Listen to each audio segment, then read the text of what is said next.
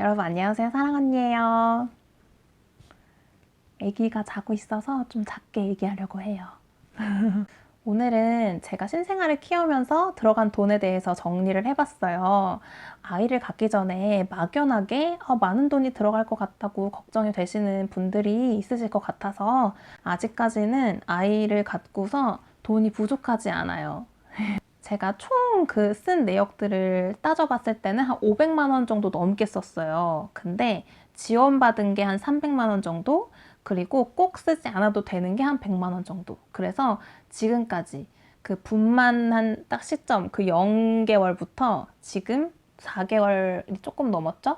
지금까지 들어간 거를 했을 때는 150만 원 정도 들어갔다고 볼 수 있을 것 같더라고요. 그러면은 살펴볼게요.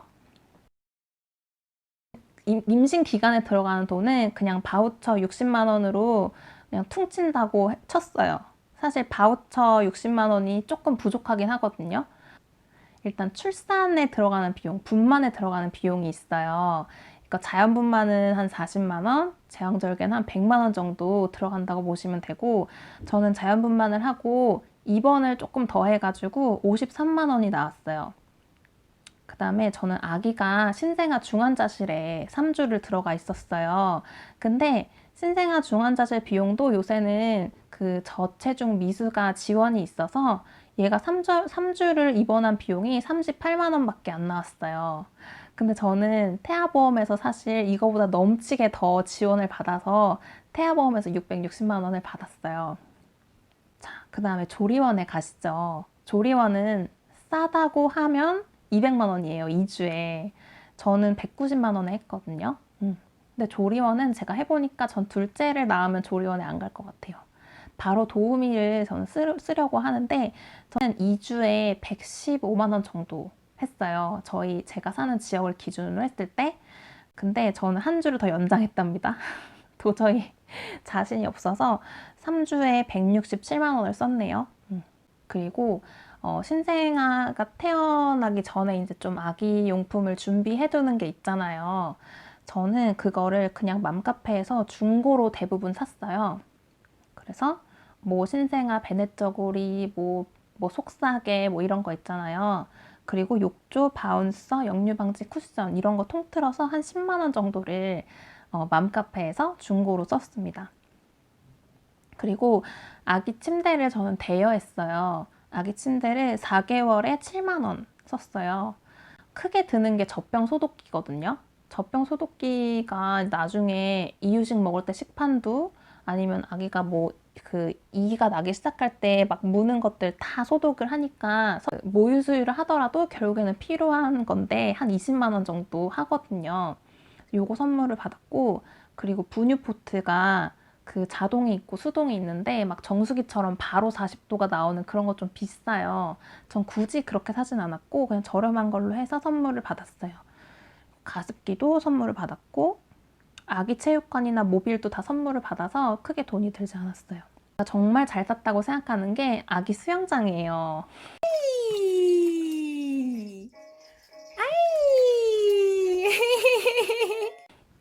요것도 중고로 5만 원에 샀거든요. 그리고 겨울아기여서 방한 우주복, 그거랑 외출복을 조금 산 게 한 5만 원 정도 썼고, 그다음에 카시트는요, 그 완전 신생아가 산부인과에서 태어날 때는 카시트를 못 태워요. 너무 조그매서. 그래서 그때는 안고서 차에 태워서 데리고 왔고요. 그 다음에 한 50일 정도 크게 되면은 카시트에 태워서 이제 조금씩 밖에 나가기 시작하는데, 그때 바구니 카시트는 그 페도라 제품이 가성비가 좋아요. 요거는 대여로 많이 합니다. 바구니 카시트는 그렇게 오래 못 써요. 저희 아가는 4개월이 되자 어깨가 접히기 시작하고 작아가지고 결국에는 바구니 카시트를 졸업했어요. 크게 들어가는 게 유모차랑 오래 타게 될 그 토들러 카시트, 그게 좀 큰 돈을 썼어요. 그 유모차는 디럭스 절충형 휴대용이 있어요. 근데 저는 그냥 휴대용 하나만 샀어요. 그 아이를 먼저 키운 친한 언니가 절충형 하나랑 휴대용 하나 이렇게 두 개는 있어야 된다 이렇게 얘기를 했거든요. 근데 저는 그냥 휴대용 하나만 좋은 걸로 샀어요. 대신 좋은 거를 많이 깎아서 샀어요. 제가 좋은 곳을 알아냈는데 협찬받은 거 아니고 송도 베이비 플러스가 좋더라고요. 일단은 되게 종류도 많고 사장님이 되게 수완이 좋으셔가지고 저는 50만 원짜리 제품을 30만 원에 샀어요. 해밀턴 제품인데 요거를 DP용으로 사가지고 제가 30만 원에 샀답니다. 이거 얘기하면 안 되려나? 그 다음에 카시트가요. 요 토들러 카시트는 4살까지 쓴다고 해요. 요거를 또 31만 원에 주고 샀습니다. 전 다이치 제품을 샀어요. 요것도 송도 베이비 플러스 가가지고 샀어요. 그 다음에 제가 또 큰 돈이 들어간 게 아기 성장 사진을 패키지로 결제했어요. 이게 제가 꼭 필요한 부분은 아니라고 말씀드리는 건데 일단 만삭 사진부터 해서 신생아 사진 50일, 100일, 돌까지 이렇게 패키지로 된 거를 80만 원에 보통 만삭 사진을 무료로 많이 찍잖아요. 근데 원본은 사야 됩니다. 원본 값을 15만 원을 달라는 거예요. 그리고 신생아랑 50일 촬영까지 무료였는데 그것도 다 원본을 15만 원 주고 사야 된다는 거예요. 돌 사진 한 번 정도는 스튜디오에서 촬영을 할 것 같아서 그건 얼마냐 했더니 50만 원이라는 거예요. 이 패키지를 결제하는 게 낫잖아요. 뭐 제가 고객님이 된 건지는 모르겠어요, 사실. 근데 어쨌든 80만 원 주고 패키지를 결제했고 신생아 50일은 좀 불만족스러웠는데 100일 사진은 너무 만족했어요. 이 80만 원에는 원본 사진 값까지 다 포함이 된 거예요. 그 다음에 또 매달 들어가는 돈이 기저귀랑 분유 값이 있어요. 한 달에 기저귀 4만 원, 분유 6만 원 해서 한 달에 한 10만 원 정도를 기저귀 분유 값에 들어갔어요.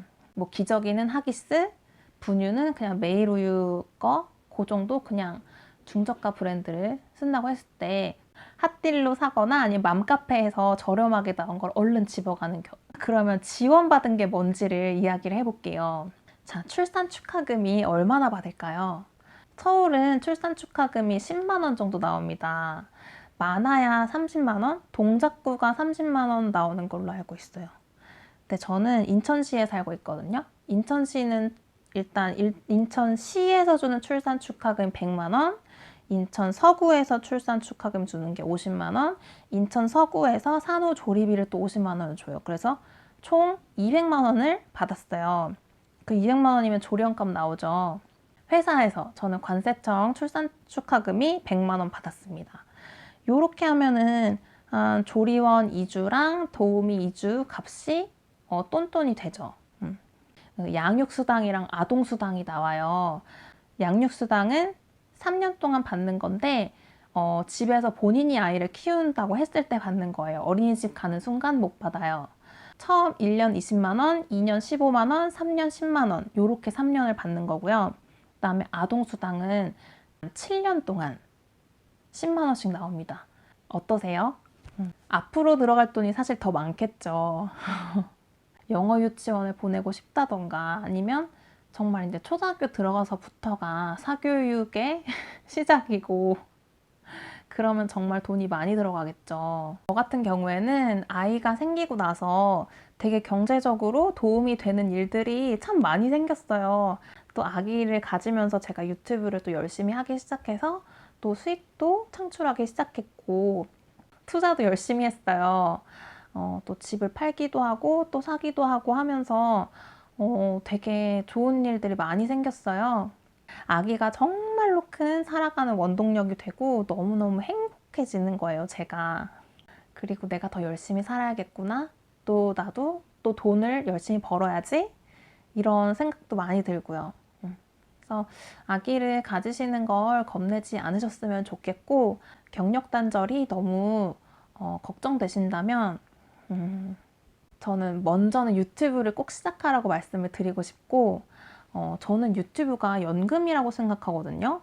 제가 이 영상을 내리지 않는 이상 평생 그 돈이 나오는 거예요. 그러면 이게 연금이지 뭐예요. 그쵸?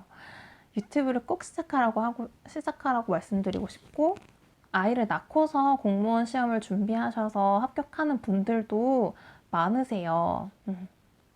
그런 정말 꼭 그러고 싶은 마음이 있으시다면 제가 도와드리고 싶고요.